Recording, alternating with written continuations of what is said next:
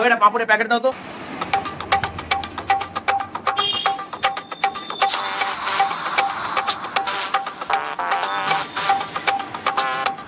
পাপড়টার দাম কত? 20 টাকা।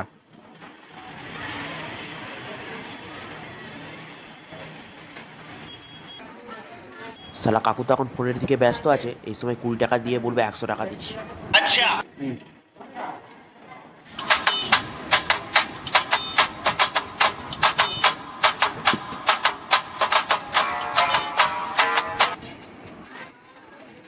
রে দাঁড়িয়ে আছিস কেন? ভাজা।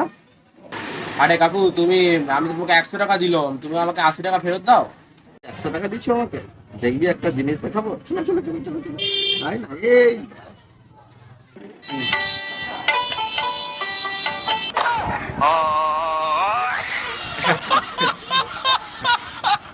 আমি মজা করছিলাম কাকু, আরে তুমি সিরিয়াস নিয়ে নিচ্ছ।